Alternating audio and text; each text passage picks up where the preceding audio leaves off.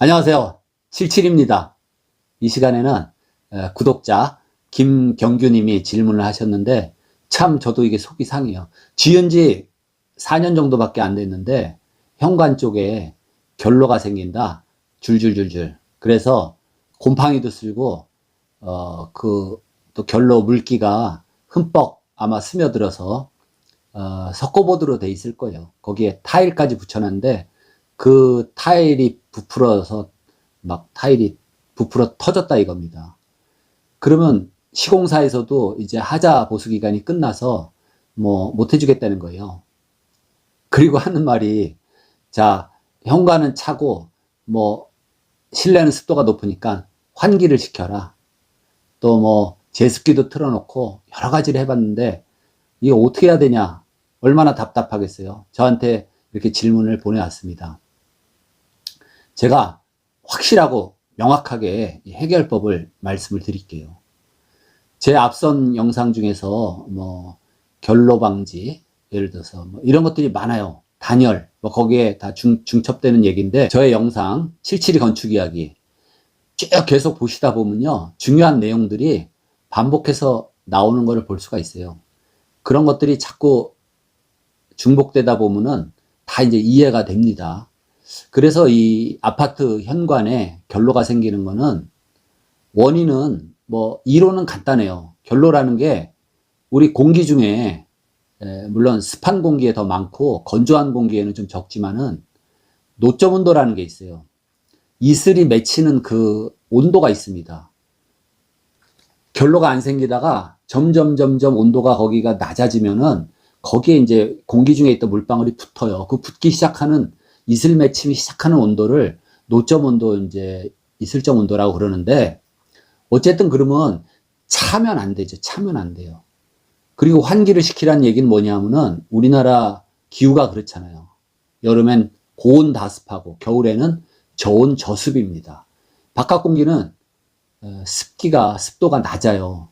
아니 근데 난방을 하고 있는 겨울철에 무슨 현관문을 열고 환기를 시키라는 게 그게 말이 돼요.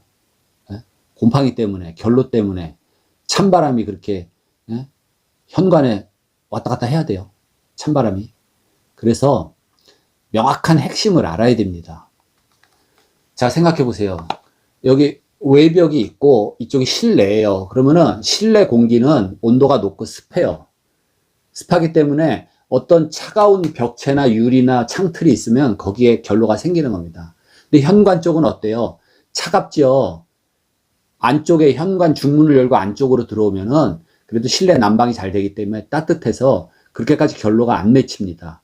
근데 실내는 바깥에 그 방화문, 출입문이죠. 아파트 출입문. 그쪽으로 해서 좀 차가운 공간이 되는데 거기가 온도가 낮다 보니까 이슬점 이하의 온도를 갖게 되죠. 그래서 점점 물이 맺히고 젖고 그 젖은 물이 벽을 적시면서 타일 뒤로 뿔게 되죠. 그래서 타일도 막 이렇게 불어 터지고, 그리고 뭡니까? 곰팡이라는 거는 적당한 온도와 습기 중요하죠. 물기가 있어야 되고 약간의 영양분이 뭐 종이가 됐던 나무가 됐던 그게 뭐 도배지 풀이 됐던 하여튼 약간의 유기물질 영양이 있으면 곰팡이가 이제 피기 시작을 하는 거예요. 어떻게 하냐면은 내부에 단열을 해야 됩니다. 단열은 뭘로 하냐? 단열재 종류가 많지만은 그 습기가 왔다 갔다 못하고 방습성이 있는 그런 단열재를 써야 돼요. 단열을 한답시고 뭐 그라스울 같은 거, 유리솜 뭐 이런 거, 그 다음에 뭐 안면 뭐 이런 그 솜 종류의 단열은 하면 안 됩니다. 그 아이소핑크, 그거는 뭡니까? 압출법 단열재라 그러죠. 비드법 단열재는 우리가 알갱이 동글동글한 게 보이는 그 스티로폼이고 그렇게 두껍지 않아도 돼요. 너무 두꺼우면 또 마감재하고 문제가 생기기 때문에 뭐 창틀보다 더 두꺼워지면 안 되니까. 그래서 한 5mm 정도 되는 것도 돼요. 그런 제품명으로 말하면 아이소핑크 이런 거를 그 거실이면 거실, 벽, 결로가 맺히고 젖는 부분 있죠. 그런 데다가 벽이면 벽에다가 다 둘러요.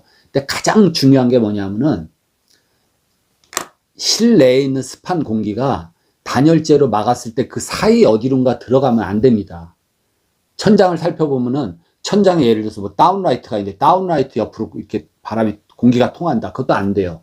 그러니까 전체를 딱 공기가 절대 벽 쪽으로 타고 나가지 않게 밀봉이 돼야 됩니다. 그래서 단열재를 밀착해서 붙이면 더 좋고, 틈 없이 밀착해서 붙이면 더 좋고, 요새 이제 기술이 좋아가지고 뭐 우레탄 폼 같은 그런 접착 또는 실리콘 들뜨게 하는 게 별로 안 좋아요. 딱 붙이면 더 좋습니다. 그리고 그 틈으로 공기가 들어가지 않게 전체를 밀봉을 해야 돼요.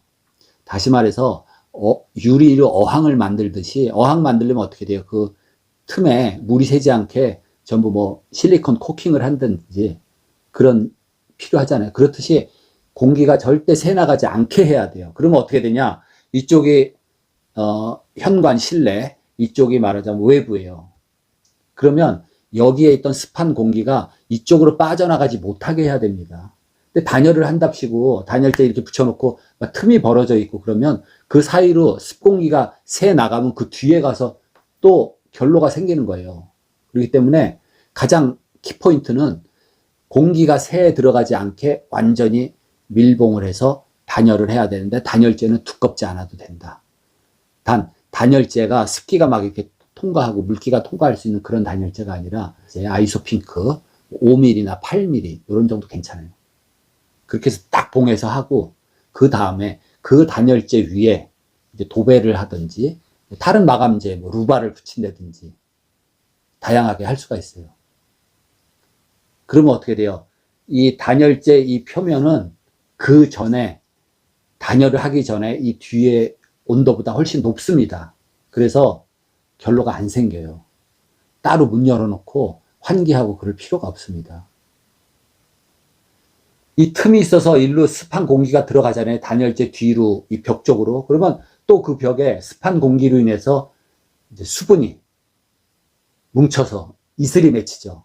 결로가 생겨서 그 물이 모이면 줄줄줄줄 흘러서 어디로? 그 바닥 쪽으로 그 결로 그 물이 다 응축수가 흐르는 겁니다.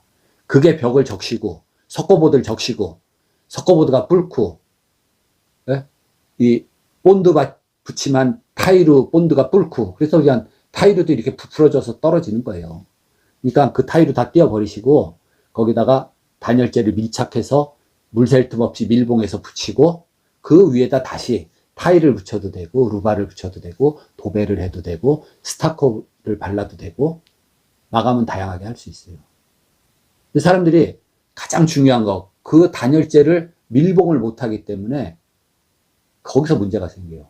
한 예로 낡은 집을 리모델링을 잘 했습니다.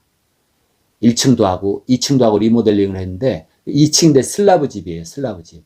슬라브가 뭐예요? 철근 콘크리트로 이제 옥상이 콘크리트 바닥으로 이렇게 돼 있죠. 그럼 겨울에 거기가 차갑겠어요? 안 차갑겠어요? 차갑죠. 그러면 그 밑에 천장 공간을 두고 천장을 했는데 겨울이 되면은 이 슬라브에서 물이 뚝뚝 떨어집니다. 방수가 잘못돼서 물이 떨어지나 했더니 그게 아니에요. 방수는 아무 상관없이 방수는 잘 돼 있는데 어떻게 돼 있냐? 자, 조사를 해보니까 거기에 다운라이트 매립등을 쭉 달아놨는데, 매립등이 이제 지금은 LED 열이 안 나기 때문에 그렇게 안 생겼는데 전에 과거에 있었던 것들은 열이 나니까 거기에 이렇게 등 안에 구멍이 있습니다. 이렇게 바람이 통하게. 천장에 쭈르륵 박아놓은 그 3곱하기 4줄 12개의 그 매립등의 구멍으로 집안에 있는 습공기가 다 올라가요. 예. 2층 천장 안으로 올라가니까 거기 슬래브죠. 슬래브가 차가우니까 어떻게 돼요? 그 습공기가 거기에 이슬 맺힘이 돼서 물이 뚝뚝 떨어지는 거예요. 벽지가 다 젖고 그렇게 되는 겁니다.